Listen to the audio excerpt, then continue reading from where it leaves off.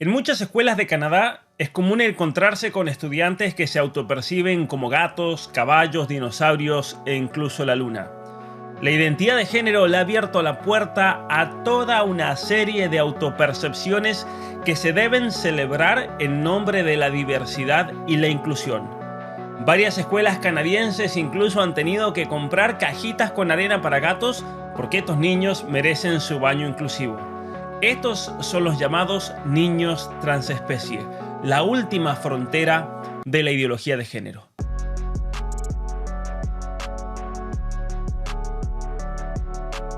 Un elemento central de la ideología de género es que niega el hecho de que somos seres humanos y le abre la puerta a cualquier otro tipo de identidad de género fundamentada ya no en la realidad biológica de la persona, sino en una autopercepción imaginaria.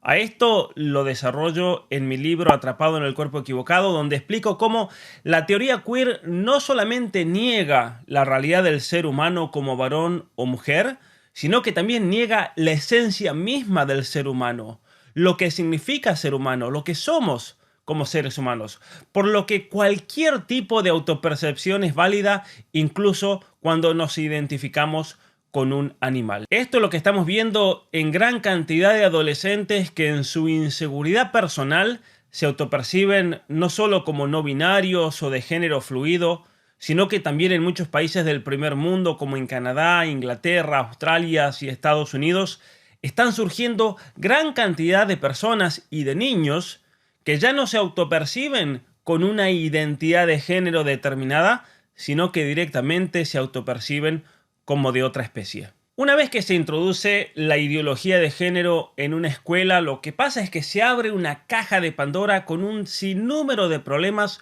no solo con respecto, por ejemplo, a los baños o a las clases de educación física, si debe participar en el equipo masculino o en el femenino. Esto ocurre muy seguido aquí en Canadá, sino que también surgen problemas como el cómo debemos dirigirnos a un alumno. Por ejemplo, en Inglaterra se hizo viral un video en un aula donde una profesora le gritaba despreciable a una niña de 13 años que le estaba cuestionando a una compañera el cómo se puede identificar con un gato. En el video, la maestra está dando una clase donde enseñaba que los niños podían ser quienes quieran ser y cómo se identifique dependía de cada uno de ellos. Y eso, obviamente, decía ella, debía ser respetado y aceptado por los demás en la clase. El problema surgió cuando la niña de 13 años levantó la mano y cuestionó la ideología de género diciendo: ¿cómo puedes identificarte como gato cuando eres una niña? Resulta que en la clase había una de esas gatas autopercibidas y se armó tremendo problema. El video se hizo viral, el gobierno de Gran Bretaña abrió una investigación en junio de este año 2023 y resulta que encontraron que es un problema generalizado en muchas escuelas del país. Algunos profesores reportaron que incluso los alumnos que se identifican como gatos responden con maullidos a las preguntas de los profesores y estos tienen que respetarles la respuesta porque es parte de la identidad de esos niños. Sí, a esa locura hemos llegado hoy en día. Lo que estamos viendo es la degeneración misma de una ideología. Primero, nos querían hacer creer que el cuerpo no corresponde con la mente o el cerebro. Luego, cuando se demostró que no hay diferencias cerebrales que expliquen esa autopercepción, nos quisieron hacer creer que el cuerpo no corresponde entonces con los sentimientos, que puedes nacer con partes masculinas o femeninas, pero que éstas no corresponden con la identidad de género.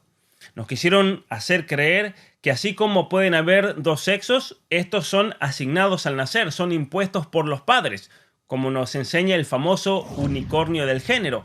Y por lo tanto la persona tiene derecho a encontrar su propia identidad de género. Es un nuevo derecho humano, legal en muchos países. En Argentina, por ejemplo, a partir del año 2012.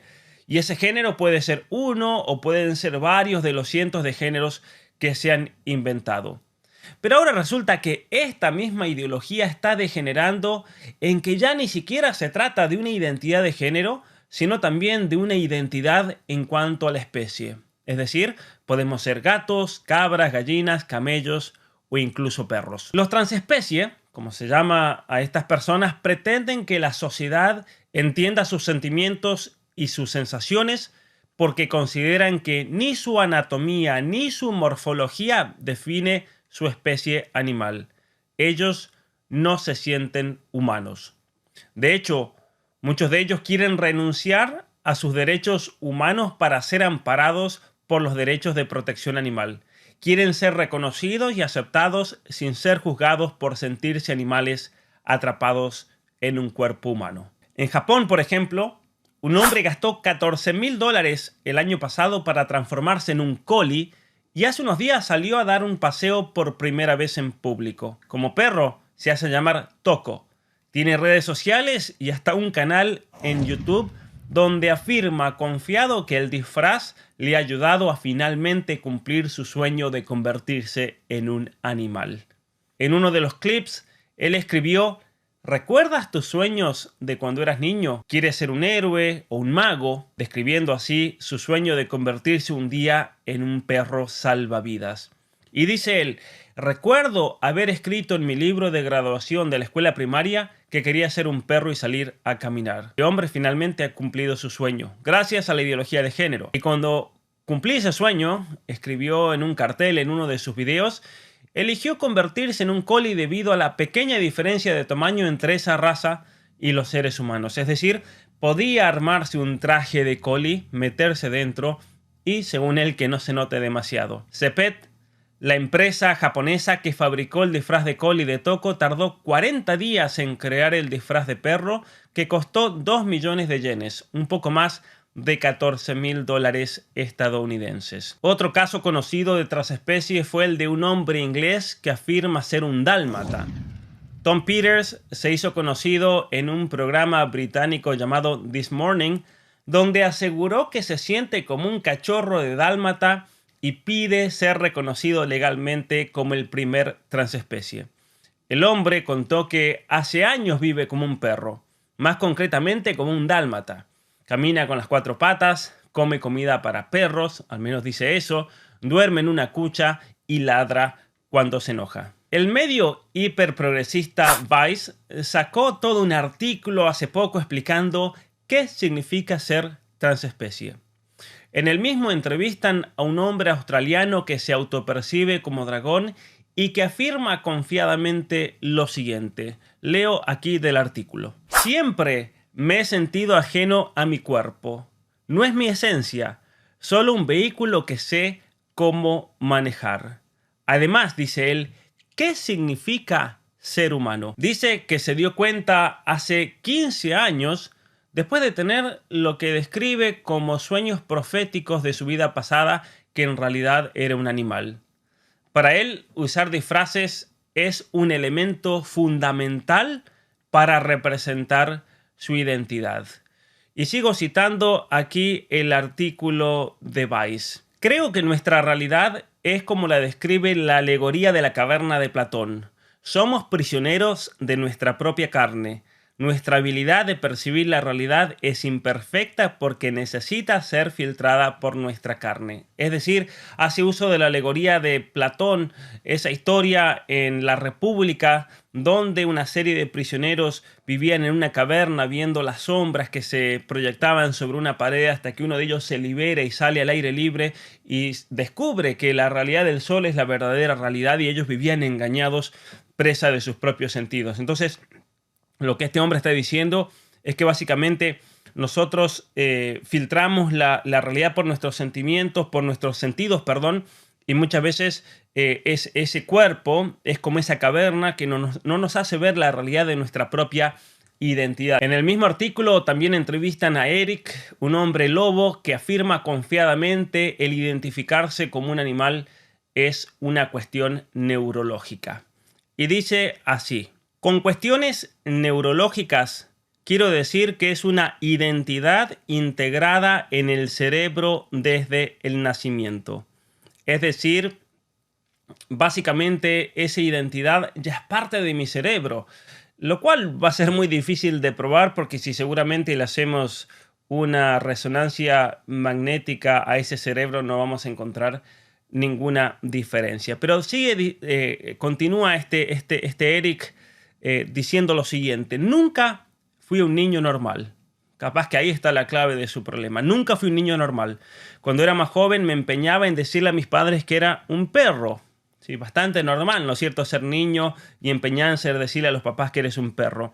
Esto continuó hasta que cumplí 10 años y ahí me di cuenta de que mis amigos no tenían la misma percepción que él tenía de su cuerpo.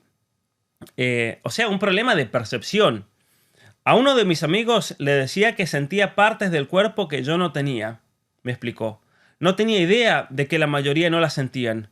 Busqué qué podía causar algo así y llegó un momento en que di con el término otherkin, es decir, otra especie. Me di cuenta que soy otra especie, soy distinto que los demás.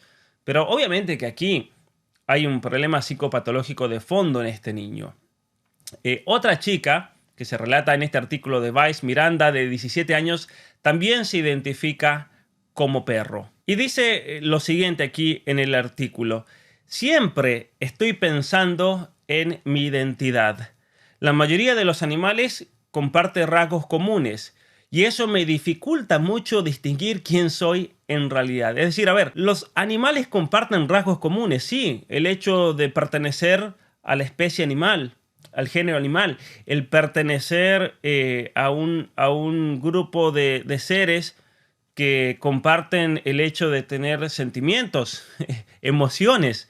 Pero eso, dice ella, le dificulta saber si, no sé, si es un perro, si es un gato, un caballo o un ser humano. Y continúa diciendo aquí en el artículo: espero que conforme vaya aprendiendo y experimentando más, encuentre más claridad sobre mi verdadero yo.